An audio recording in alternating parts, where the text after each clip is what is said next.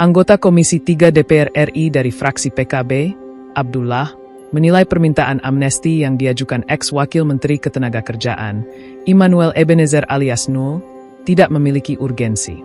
Ia meminta Nul tidak kembali mempermalukan Presiden Prabowo Subianto. Partai Kebangkitan Bangsa, PKB, adalah salah satu partai politik di Indonesia yang didirikan pada 23 Juli 1998, tak lama setelah runtuhnya rezim Orde Baru.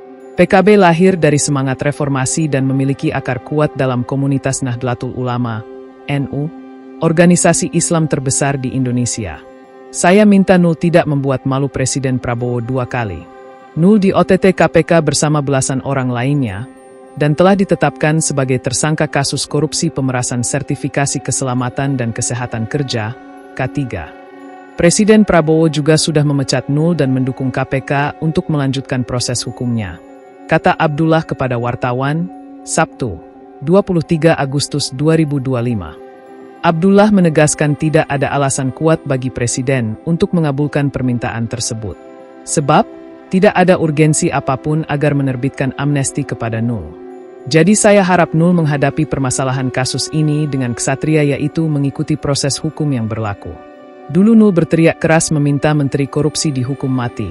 Sekarang Nul malah minta dikasihani. Permintaan Nul ini tidak mengedukasi rakyat untuk anti korupsi, pungkasnya.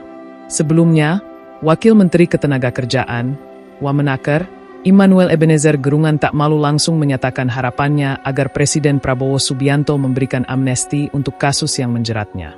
Amnesti merupakan penghapusan seluruh akibat hukum pidana terhadap seseorang yang telah melakukan tindak pidana. Saya berharap mendapatkan amnesti dari Presiden Prabowo, kata Nul sebelum memasuki mobil tahanan yang terparkir di depan pintu masuk gedung Komisi Pemberantasan Korupsi, KPK, Jakarta Selatan, Jumat sore, 22 Agustus 2025. Ketua Umum Prabowo Mania 08 ini sebelumnya juga meminta maaf kepada Presiden Prabowo atas kasus yang menjeratnya. Ia membantah narasi soal dirinya terjaring dalam operasi tangkap tangan, OTT, dan terlibat kasus pemerasan. Ia menyatakan bahwa pekerjaannya selama ini selalu mendukung setiap kebijakan lembaga anti rasuah.